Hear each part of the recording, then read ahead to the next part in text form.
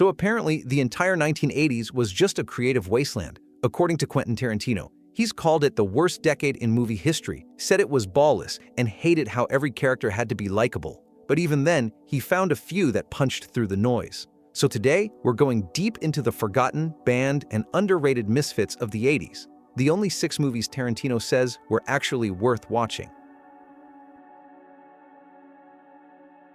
Before The Silence of the Lambs, there was Manhunter, Michael Mann's take on Thomas Harris's Red Dragon. Brian Cox plays Hannibal Lecter, and the vibe is completely different from Anthony Hopkins.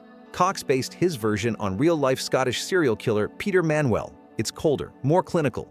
He actually made a pact with Hopkins to never compare their takes, and to this day, neither of them has spoken publicly about it. Michael Mann brought his signature visual style to it. William Peterson plays Will Graham and got so into it, he stopped talking to the crew between takes. The film tried to go deep into the psychology, but audiences just weren't interested at the time. It made $8.6 million off a $15 million budget, forgotten pretty fast. And then The Silence of the Lambs came out 5 years later and completely buried it. But filmmakers paid attention. Mann's approach started getting more credit, especially once DVDs and retrospectives brought it back. Tarantino, for one, has said Manhunter is one of the best films of the 80s. He specifically praised Mann's arrival on the crime scene with Thief, saying he blew his mind. It was a new guy out there on the crime film scene who wrote great gritty dialogue, and he had a wonderful visual sense. Breathless is a remake of the Jean-Luc Godard classic. But this version stars Richard Gere as a car thief who kills a cop and shacks up with a 19-year-old student while waiting on a debt. Michael Mann originally worked on the screenplay, but bailed to direct The Keep. Jim McBride stepped in, and what he made was loud, flashy, and soaked in rockabilly style. Think comic books, neon signs, Elvis obsession. Gere even wears a Silver Surfer t-shirt the entire time. It was panned hard by critics when it came out. They didn't know what to do with it. But it made money, around $20 million worldwide on a $7 million budget, mainly because Gere was at the height of his sex symbol era. Tarantino's a huge fan. On Joe Rogan's podcast, he called Breathless one of the few movies from that time that actually came close to what he was trying to make in his head. He said it hit all his obsessions: comics, rockabilly, over-the-top energy. In his words, this movie approximated the kind of movies I was making in my mind. So yeah, the critics dunked on it, but for Tarantino, Breathless was an early blueprint. 8 Million Ways to Die is what happens when you give a crime thriller to a director who's known for existential comedies and then rip it out of his hands halfway through. It's based on the Matt Scudder novels by Lawrence Block, with Jeff Bridges playing a drunk ex-cop lost in a world of pimps, coke dealers, and nightclub violence. Hal Ashby directed it, the same guy behind Harold and Maude and Being There, but this time, nothing went right. Oliver Stone wrote the screenplay, but Ashby reportedly threw it out mid-shoot and let the actors improvise. The studio freaked, fired Ashby during post-production, and re-edited the movie without him.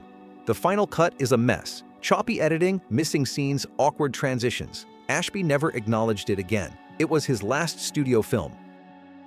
The box office was a disaster. It made just $1.3 million and was pulled after a few weeks. Critics called it confusing, but gave credit to Jeff Bridges and Rosanna Arquette for holding it together. Years later, it developed a bit of a cult following on VHS. And here's the twist. Tarantino loves this movie. He's called it one of his favorite films of the 80s. No irony. No so bad it's good nonsense. He just genuinely thinks it works in its own broken way.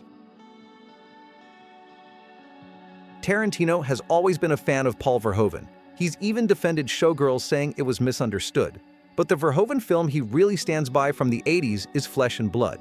According to Tarantino, it's one of the best of the decade, and he singled out Rutger Hauer as being fantastic in it. It's Verhoeven's first English-language film, and he didn't ease into it. The movie takes place in plague-ridden Europe in the 16th century.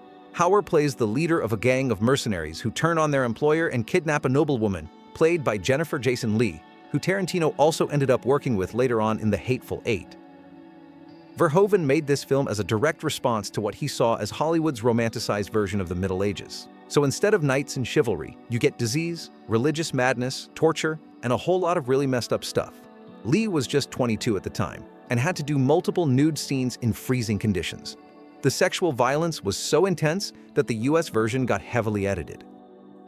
It flopped hard in the US, making only $100,000. It did a little better in Europe, especially in the Netherlands, but not enough to save its reputation. Verhoeven's career in America almost ended right there, until RoboCop turned things around. Next is Near Dark, one of the most original vampire films of the 80s, and a Tarantino favorite. Catherine Bigelow wanted to make a Western, but studios weren't buying, so she mixed it with horror and made a vampire movie instead. No capes, no fangs, just a roving gang of undead drifters who roll through small towns like outlaws. The cast includes 3 actors from Aliens, Lance Henriksen, Bill Paxton, and Jeanette Goldstein. Bigelow was dating James Cameron at the time, and he helped her get them on board. Paxton basically went off the rails in the best way. He improvised most of his lines, including the truck stop massacre scene. That entire sequence was done in one take, with live squibs and actual glass flying everywhere. The shoot was rough, mostly night shoots in the desert, constant power problems, and some scenes done without permits. The final budget landed around $5 million. But then, the distributor, De Laurentiis Entertainment Group, completely mishandled it. They barely released it, under 200 theaters, no promo. It made less than $3.4 million. Now, it's a cult classic. Tarantino has talked about it on Joe Rogan, saying, "That massacre scene was great enough for, I saw that film 5 times just for that scene."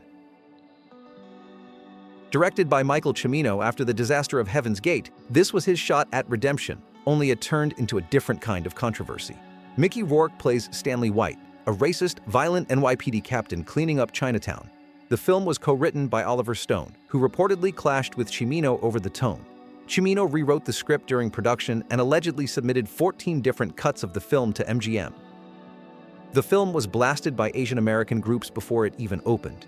It was protested by the Chinese American community in New York and San Francisco, and several national organizations demanded it be pulled. MGM refused, but the controversy tanked its reputation.